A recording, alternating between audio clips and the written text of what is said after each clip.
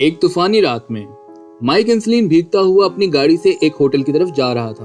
वो काफी जल्दी में लग रहा था। माइक एक राइटर था और वो हॉरर स्टोरीज लिखा करता था। वो अलग अलग शहरों में जाके वहाँ की हॉन्टेड प्लेसेस में रहता था और वहाँ के एक्सपीरियंस अपनी बुक्स में लिखा करता था। होटल में आके माइक वहाँ के ओनर से मिलता है और उसको कहता है कि वो माइक को वहाँ के सबसे हॉन्टेड रूम में लेके जाए। शुरू में तो ओनर घबराता है, लेकिन माइक के इंसिस्ट करने पर वो माइक को रूम नंबर 14 की चाबी देता है। माइक जल्दी से वो चाबी पकड़ के अपने रूम में जाता है। उसका रिएक्शन देख के साफ पता लग रहा था कि माइक भूतों वगैरह में नहीं मानता, लेकिन कमरे में जाके फिर भी वो अपने सब इक्विपमेंट को निकालता है और चेक करता है कि यहाँ कोई एक्टिविटी है या नहीं। और जब उसे कुछ नहीं मिलता तो वो बोर होके सो जाता है। अगली सुबह वो जल्दी वहाँ से निकल जाता है और एक बुक स्टोर पे जाके अपनी बुक साइनिंग इवेंट के लिए पहुँचता है। जब माइक वहाँ जाता है तो बस कुछ लोग ही उसका इवेंट अटेंड करने आए हुए थे। वो उनको पैरानॉर्मल एक्टिविटीज के बारे में बताते हुए कहता है कि ये सब कुछ नहीं है, बस इंसान का वहम है। उसके बाद वो अपने रीडर्स के लिए बुक साइन करने लगता है। तभी वहाँ पर एक लड़की माइक की एक काफी पुरानी बुक लेके आती है और हमें पता चलता है कि पैरानॉर्मल बुक्स लिखने से पहले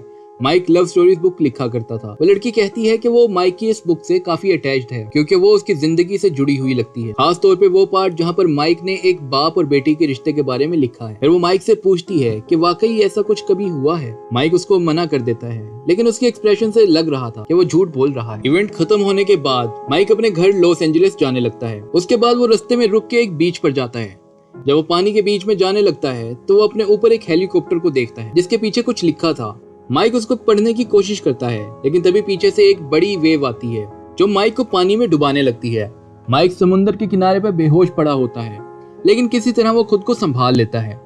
उसके बाद माइक एक पोस्ट ऑफिस जाता है और वहां से अपने मेल लेता है और तभी उसे वहां एक होटल का पोस्ट कार्ड मिलता है। इस होटल का नाम डॉल्फिन होटल होता है और इस कार्ड पर लिखा होता है कि रूम नंबर 1408 में मत जाना। माइक इसको देख के काफी क्यूरियस होता है और वो इस होटल पर कॉल करता है और वो उनसे रूम नंबर 1408 के बारे में पूछने लगता है। रिसेप्शनिस्ट कहता है कि वो रूम कभी भी किसी डेट पर भी अवेलेबल नहीं है और ये कि माइक कोई और रूम बुक कर ले, लेकिन माइक हार मानने वालों में से नहीं था। अब वो इंटरनेट पर डॉल्फिन होटल के रूम नंबर 1408 के बारे में सर्च करने लगता है और माइक को पता चलता है कि बहुत सारे लोगों ने उस रूम में सुसाइड की है, जिसकी वजह से वो रूम सालों से बंद पड़ा हुआ है। उसके बाद माइक अपने पब्लिशर सैम को कॉल करता है। वो कहता है कि सैम उस रूम के बारे में पता करे और उन लोगों को बताए कि अगर वो अपना खाली कमरा हमें नहीं देंगे तो हम उनके खिलाफ कानूनी कार्रवाई करेंगे। उसके बाद माइक न्यूयॉर्क जाता है और वहां से एक कैब करवा के डॉल्फिन होटल पहुंचता है। वो बहुत ध्यान से उस जगह को देखता है और उसे यहाँ कुछ अजीब नहीं लगता। उसके बाद माइक वहां पर खड़ी फीमेल रिसेप्शनिस्ट के पास जाता है और उसे अपनी डिटेल्स बताता है और जब वो उसको बताता है कि उसे रूम नंबर 1408 में जाना है तो वो लड़की शॉक्ड हो जाती है और उसे अपने मैनेजर के पास ले जाती है। इस मैनेजर का नाम जेरल्ड था। जेरल्ड माइक से पूछता है कि वो कितना टाइम उस रूम में रहना चाहता है। माइक उसको कहता है कि उसे वो रूम पूरी रात के लिए चाहिए, लेकिन जेरल्ड माइक को बताता है कि आज तक कोई भी उस रूम में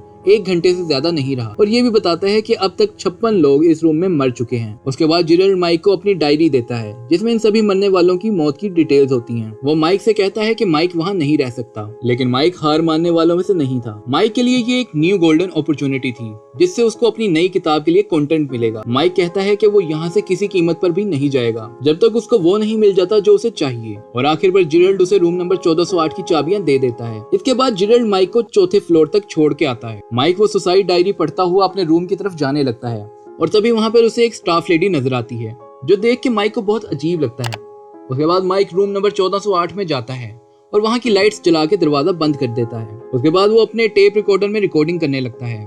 माइक उस जगह को अच्छी तरह से डिस्क्राइब करता है और कहता है कि ये जगह तो उसकी सोच से भी ज्यादा बेकार और बोरिंग है। उसके बाद एकदम से रेडियो पर एक सॉन्ग चलने लगता है। जब माइक मुड़ के देखता है तो उसको तकिए पर 2 चॉकलेट्स नजर आती हैं, जिनमें से एक चॉकलेट माइक खा लेता है। वो कुछ आवाजें सुनता है और उसे लगता है कि कमरे में कोई है। उसके बाद माइक म्यूजिक बंद कर देता है और अब वो काफी एक्साइटेड हो जाता है। वो सोचता है कि अब उसे अपनी बुक में लिखने के लिए कुछ इंटरेस्टिंग मिल गया है, लेकिन अभी तक उसे रूम के खतरे के बारे में एहसास नहीं हो रहा था। माइक को लग रहा था कि बस होटल स्टाफ उसको किसी तरह डराने की कोशिश कर रहा है। थोड़ी ही देर बाद रूम का टेम्परेचर बढ़ने लगता है। माइक थर्मोस्टेट से इसको कम करने की कोशिश करता है, लेकिन वो सिर्फ बढ़ता ही जा रहा था। और जब ये माइक के कंट्रोल में नहीं होता तो वो होटल ऑपरेटर को कॉल करता है और कहता है कि वो किसी मैकेनिक को भेजें इसे ठीक करने के लिए। उसके बाद माइक अपने रूम को यूवी लाइट्स की मदद से चेक करने लगता है और तब उसे हर जगह खून के निशान नजर आने लगते हैं। तभी मैकेनिक भी बाहर दरवाजे पे आ जाता है। माइक देख के खुश हो जाता है कि फाइनली मैकेनिक आ गया। माइक उसको अंदर बुलाता है, लेकिन वो मैकेनिक रूम के अंदर आने से मना कर देता है और कहता है कि उसको उसकी जान प्यारी है। वो माइक को बाहर से खड़े हुए गाइड करने लगता है और बताता है कि थर्मोस्टेट को ऐसे ठीक करे। माइक उसकी उन इंस्ट्रक्शंस को फॉलो करके अपना थर्मोस्टेट ठीक कर लेता है। लेकिन उसके बाद जब माइक उस मैकेनिक का शुक्रिया अदा करने के लिए पीछे मुड़ता है तो वहाँ कोई नहीं होता। कुछ ही देर बाद वो रेडियो फिर से चल गया और वो गाना बहुत जोर से बजने लगा। उस रेडियो पर लगी घड़ी पर 60 मिनट का टाइमर लग गया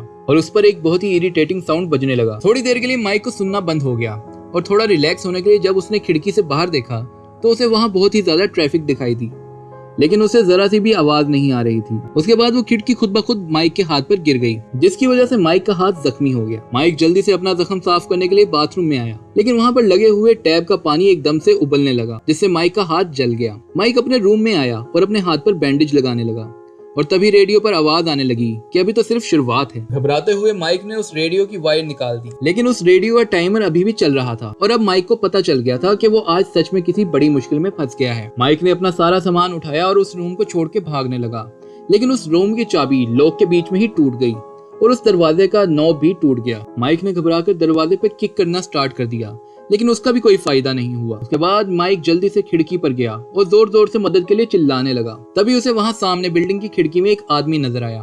माइक जोर जोर से चिल्ला के उसको बुलाने लगा, लेकिन जल्दी ही उसे एहसास हुआ कि ये तो माइक का अपना रिफ्लेक्शन था। और तभी माइक देखता है कि कोई उसके रिफ्लेक्शन के पीछे से उसको एक नाइफ से मारने आ रहा है। माइक जब पीछे मुड़ता है तो वो उसी घूस्ट को अपने पीछे देखता है जो माइक के ऊपर हमला करने लगा था। माइक जमीन पर गिर जाता है और हार मान के आंखें बंद कर लेता है और जब वो आंखें खोलता है तो वो घोस्ट वहाँ से गायब हो जाता है। अब माइक परेशान होने लगा था और उसे लगता है कि अब वो चीजों को हेल्यूसिनेट कर रहा है। जब वो अपने सवालों के जवाब ढूंढता है तो उसे याद आता है कि होटल के मैनेजर ने उसे रूम में आने से पहले एक ड्रिंक पिलाई थी और उसे लगता है कि हो ना हो उसी ड्रिंक में कोई ऐसी चीज थी जिससे माइक को ये सब वहम हो रहे हैं। और ये भी हो सकता है कि चॉकलेट जो उसने खाई थी उसमें कुछ हो। अचानक से वहाँ रखे टीवी पर माइक और उसकी फैमिली की वीडियो चलने लगती है। वो अपनी एक्स वाइफ लिली और अपनी बेटी कैटी के साथ खेल रहा था। माइक ये देख के इमोशनल हो जाता है और टीवी पर से जाके अपनी बेटी को छूने की कोशिश करता है, लेकिन उसके बाद वो टीवी बंद हो जाता है। उसके बाद माइक को अपने साथ वाले दरवाजे के पास से किसी बच्चे के रोने की आवाज आने लगती है। माइक सोचता है कि उस बच्चे के साथ जरूर उसकी माँ भी वहाँ होगी।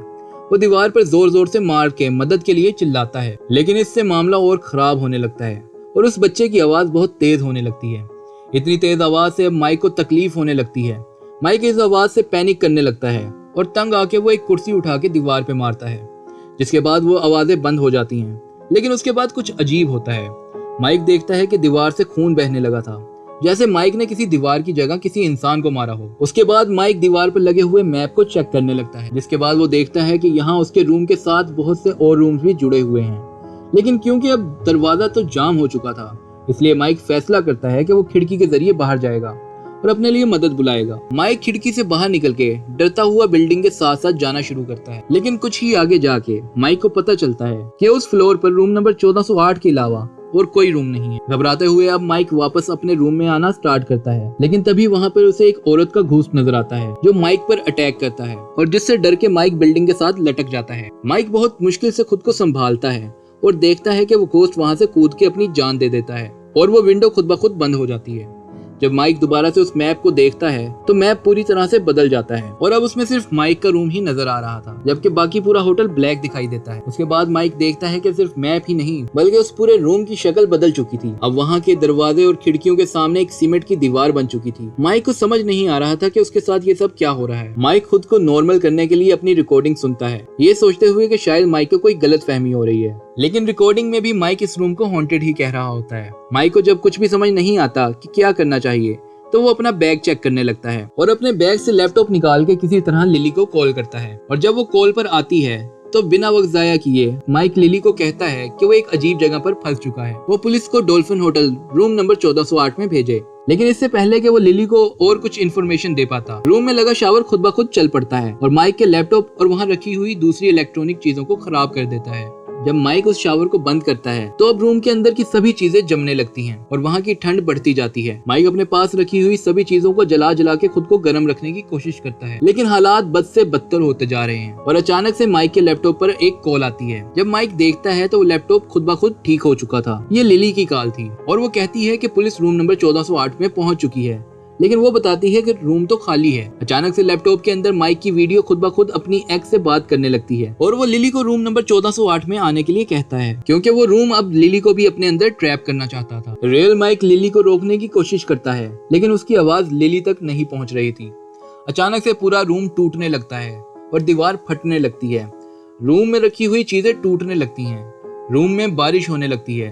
माइक वहां लगी हुई बोर्ड की पेंटिंग को मारता है और उस पेंटिंग का पानी भी रूम में आने लगता है, जिसकी वजह से माइक अब उस रूम में डूबने लगता है। अब माइक अपनी जिंदगी की लड़ाई लड़ रहा था। काफी देर तक ऐसे ही फंसे रहने के बाद माइक के ऊपर की तरफ एक लाइट नजर आती है और माइक उसकी तरफ जाने लगता है। जब वो उस लाइट के पास पहुंचता है, वो खुद को उसी बीच के सरफेस पे देखता है जहां वो मूवी के स्टार्ट में था। थोड़ी देर बाद वहां से हेलीकॉप्टर गुजरता है और इस बार वो उस बैनर को पढ़ पाता है जिस पर लिखा था कि AXI लाइफ इंश्योरेंस पाने के लिए XXX 1408 पर कॉल करें। उसके बाद जब माइक की आंख खुलती है तो वो खुद को LA के एक हॉस्पिटल में देखता है। उसकी एक्स वाइफ लिली भी उसके साथ होती है और वो माइक को रिलैक्स करने की कोशिश करती है। वो बिना वक्त गवाए लिली को डॉल्फिन होटल रूम नंबर 1408 के बारे में बताने लगता है, लेकिन लिली कहती है कि उसने कभी इस होटल के बारे में नहीं सुना। कुछ दिन बाद माइक लिली के साथ एक नॉर्मल लाइफ स्पेंड करना स्टार्ट करता है। वो दोनों अपने रिश्ते को एक नया चांस देने का फैसला करते हैं। एक रात डिनर पर माइक अपने होश खो देता है जब वो उस होटल में एक वेट्रेस को देखता है जो बिल्कुल उस औरत जैसी दिखाई दे रही थी जिसको माइक ने रूम नंबर 1408 में देखा था। माइक घबरा जाता है, लेकिन जब वो उसे दोबारा देखता है तो माइक को एहसास होता है कि ये बस उसका एक वहम था। खुद को उस सब से निकालने के लिए माइक एक बुक लिखना स्टार्ट करता है जिसमें वो अपना रूम नंबर 1408 का एक्सपीरियंस लिखने लगता है। जल्द ही वो इसको कंप्लीट कर लेता है और वो इसको प्रिंट करवाने जाता है। उसके बाद वो पोस्ट ऑफिस जाता है ताकि वो इस स्क्रिप्ट को न्यूयॉर्क अपने पब्लिशर के पास भेज सके, लेकिन वहाँ का स्टाफ बॉय उसको कहता है कि ऑफिस क्लोज हो चुका है। लेकिन जब वो माइक की तरफ मुड़ता है तो माइक परेशान हो जाता है क्योंकि इस आदमी का चेहरा बिल्कुल उस बेल बॉय जैसा था जो माइक ने डॉल्फिन होटल पर देखा था। अचानक से पोस्ट ऑफिस में खड़े सब लोग पोस्ट ऑफिस को तोड़ने लगते हैं। माइक खुद को दोबारा से रूम नंबर 1408 में देखता है, यानी अब तक जो भी एक हफ्ते में उसके साथ हुआ ये बस उसका एक ख्वाब था और माइक अभी भी उसी रूम में फंसा हुआ था। अब इस रूम की हालत और भी ज्यादा खराब हो चुकी थी। माइक मदद के लिए वहाँ चिल्लाने लगता है और तभी वहाँ पर माइक की बेटी आती है और उसको डैडी कहती है। माइक जानता था कि ये उसकी बेटी नहीं है, लेकिन फिर भी माइक खुद को उसे गले लगाने से रोक नहीं पाता और पता चलता है कि माइक की बेटी कैटी कैंसर की वजह से अब नहीं रही थी और यही वजह थी जिसकी वजह से लिली और माइक अलग हो गए थे। उसके बाद माइक कैटी से कहता है कि अब वो एक अच्छी फैमिली की तरह एक साथ रहेंगे और अब वो एक दूसरे को छोड़ के कहीं नहीं जाएंगे। लेकिन तभी कैटी दोबारा से उसके हाथों में अपना दम तोड़ देती है। माइक जोर जोर से रोने लगता है और चिल्लाते हुए कहता है कि तुम उसे मुझसे दोबारा नहीं छीन सकते। तभी दोबारा से रेडियो पर लाउड म्यूजिक बजने लगता है और कैटी की बॉडी कंक्रीट बनके बिखरने लगती है। माइक अब अपना आपा खो के भागता है और चीजें यहाँ वहाँ फेंकने लगता है, लेकिन म्यूजिक चलता रहता है और हमें पता चलता है कि टाइमर खत्म होने वाला है। अगले सीन में टाइमर 0 पर सेट होता है और माइक खुद को उसी रूम में देखता है और ये बिल्कुल पहले जैसा था, कुछ भी खराब या टूटा हुआ नहीं था। वो घड़ी भी दोबारा से अगले घंटे के टाइमर पर लगी हुई थी, जिससे पता चलता है कि माइक एक कभी ना खत्म होने वाले सफर में फंस चुका है। थोड़ी देर बाद टेलीफोन बजने लगता है और माइक कॉल उठा के कहता है कि तुम मुझे एक बार में ही क्यों नहीं मार देते, जिस पर वो आदमी बोलता है कि माइक के पास 2 चॉइसेस हैं, या तो वो बार बार कभी ना खत्म होने वाले इस टाइम में फंसा रहे या फिर अपनी जान खुद ले ले। उसके बाद माइक नोटिस करता है कि रूम में 2 कब्रें बनी हुई थी, माइक और उसकी बेटी कैटी की।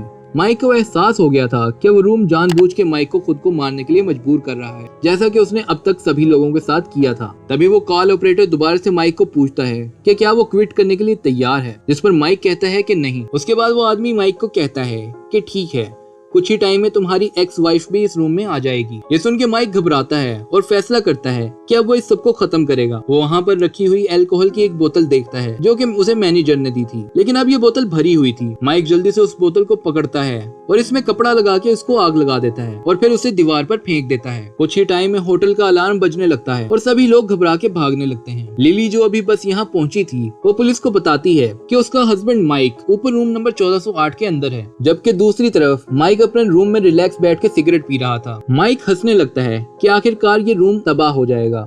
उसके बाद सीन कट होके माइक के फ्यूनरल पर आता है और हमें पता चलता है कि माइक भी उस रूम में बच नहीं सका। लिली वहाँ पर स्पीच देती है और कहती है कि आखिरकार अब माइक और कैटी साथ में हैं। उसके बाद जिरल्ड वहाँ पे आता है और लिली को माइक की बची हुई चीजें देता है, जिस पर लिली उनको लेने से मना कर देती है और कहती है कि अब वो एक नई शुरुआत करना चाहती है। जब जिरल्ड वो चीजें लेके वापस जाने लगता है तो वो माइक का टेप रिकॉर्डर देखता है और जब वो उसको प्ले करता है तो उसमें माइक की आखिरी पलों की आवाजें होती हैं और साथ साथ कैटी की चीखें भी। जब जेरल्ड अपने मिरर में देखता है तो उसको एक छोटी सी बच्ची नजर आती है। जब अपनी कार बैक करने लगता है तभी उसे माइक का जला हुआ घोस्ट नजर आता है। जेरल्ड डर के वो टेप रिकॉर्डर वापस रख देता है और वहां से चला जाता है। लास्ट सीन में हम माइक की सोल को देखते हैं जो अभी भी रूम नंबर 1408 में फंसी हुई थी और साथ में कैटी जो उसको डैडी कह रही थी।